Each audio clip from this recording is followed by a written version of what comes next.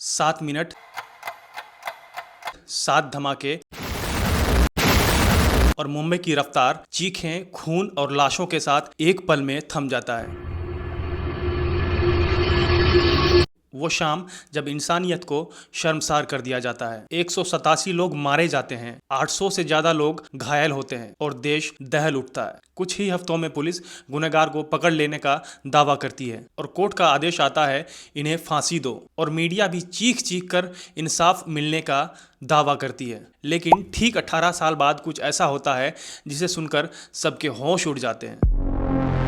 जिन आरोपियों को पुलिस ने गिरफ्तार किया था, जिन आरोपियों को कोर्ट ने फांसी का सजा सुनाया था, वही कोर्ट कहता है ये तो बेगुनाह थे, सबूत फर्जी थे, गवाह झूठे थे और ये केस झूठ पर खड़ा था। अब सोचिए, जिन 12 आरोपियों को आतंकवादी कहकर 18 साल तक जेल में सड़ा दिया गया, क्या वो सचमुच में निर्दोष थे? और अगर हाँ, तो असली आतंकवादी कहाँ है?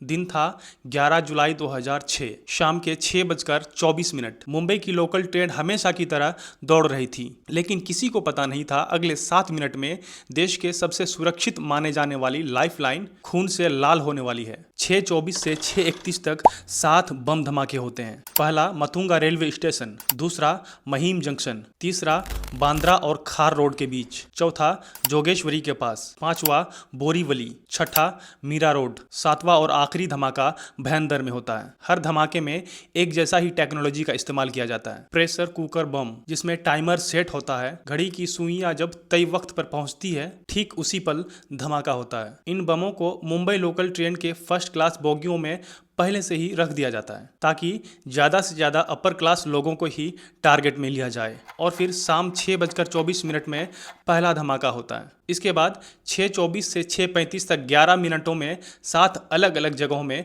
धमाका होता है। हर धमाका भीड़ वाली बोगी में, पीक टाइम पर, और इस तरह से कि किसी को संभलने का मौका तक नहीं मिला। चारों तरफ धुआं, चीख पुकार और इंसानी शरीर के टुकड़े।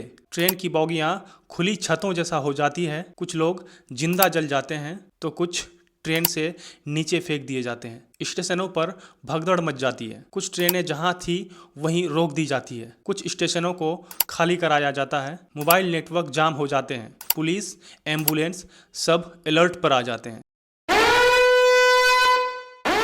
लेकिन तब तक शायद बहुत देर हो चुकी होती है। धमाके के 3 दिन बाद एटीएस और मुंबई पुलिस जांच शुरू कर देती है। कुछ सीसीटीवी फुटेज को खंगाला जाता है, कुछ मोबाइल कॉल्स को ट्रेस किया जाता है। लेकिन जो सबसे चौंकाने वाली बात होती है, पुलिस सीधे 13 लोगों को, जो कि मुस्लिम समुदाय से होते हैं, किसी को दिल्ली से, तो किसी को बिहार से और किसी को महाराष्ट्र से उठा लेते हैं। पुलिस का कहना था ये सब सिमी और लश्कर तैयबा से जुड़े हुए हैं, पाकिस्तान में ट्रेनिंग लिया है और आईएसआई से पैसा लिया है। लेकिन न कोई पुख्ता सबूत, न कोई चश्मदीद गवाह, बस वही पुरानी स्क्रिप्ट, बंद कमरे में जबरन कबूलनामा, न कोई वकील मौजूद, न कोई वीडियो रिकॉर्डिंग। 2015 में Maharashtra control of organised crime act court फैसला सुनाता है। 5 आरोपी को फांसी और 7 आरोपियों को उम्र कैद का सजा। बाकी आरोपी सबूत के अभाव से बरी कर दिए जाते हैं। कमाल अंसारी जैसे नाम मीडिया की सुर्खियों में आतंकवादी बना दिए जाते हैं, लेकिन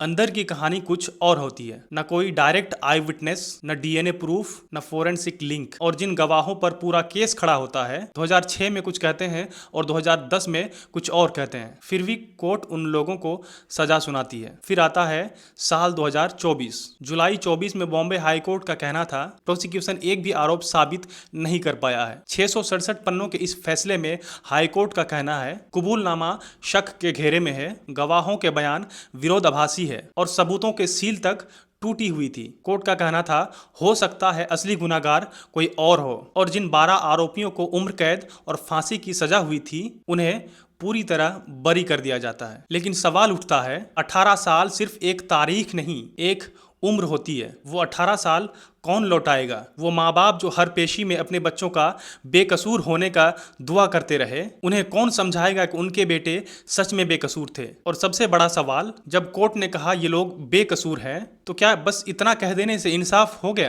क्या माफ़ी से जिंदगी की जली हुई डायरी दोबारा लिखी जा सकती है? क्या 18 साल तक किसी की जिंदगी को बर्बाद कर देना जांच में चूक कहलाया जाएगा? ये केस सिर्फ आतंकवाद का नहीं, बल्कि इंसान की उम्मीद, उसकी इज्जत और उसके भविष्य का मुद्दा है। हमें उम्मीद है इंसाफ से, लेकिन वो इंसाफ जो सबके लिए बराबर हो, चाहे उसका नाम कुछ भी हो।